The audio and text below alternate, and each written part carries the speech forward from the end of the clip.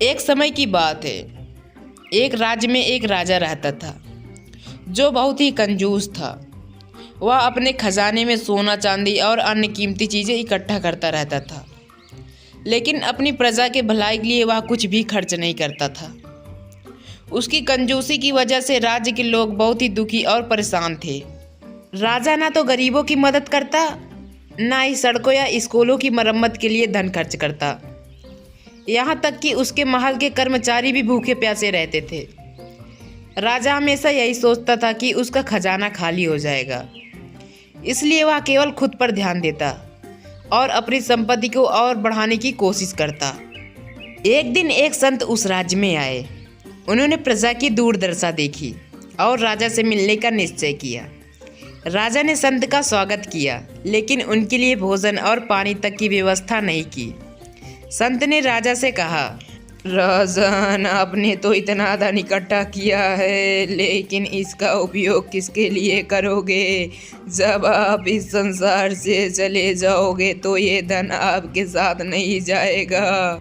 राजा ने हंसकर कहा, मुझे अपने संपत्ति से बहुत लगाव है, मैं इसे कभी व्यर्थ नहीं जाने दूंगा।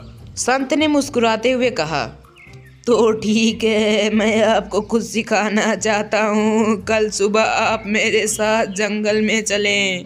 अगले दिन राजा संत के साथ जंगल में गया। वहाँ संत ने राजा को एक कुएं के पास ले जाकर कहा, इस कुएं में झांक कर देखिए। राजा ने जब उस कुएं में देखा तो उसे अपना प्रतिबिंब दिखाई दिया। संत ने समझाया, यह कुआं आपकी आत्मा का प्रतीक है।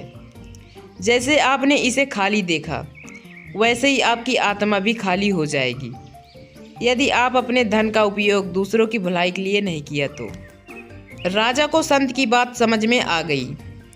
उसने वादा किया कि अब वह कंजूसी छोड़ देगा और अपनी प्रजा की भलाई के लिए धन खर्च करेगा।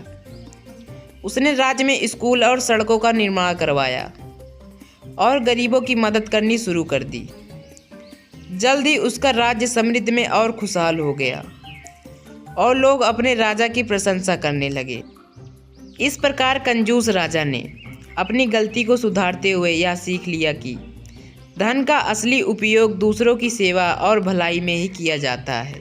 तो बच्चों, हमें इस कहानी से क्या सीख मिलती है कि धन का मूल्य तभी है जब उसे सही तरीके से उपयोग किया जाए, और कंजूसी करने से ना सुख मिलता है और ना ही सम्मान।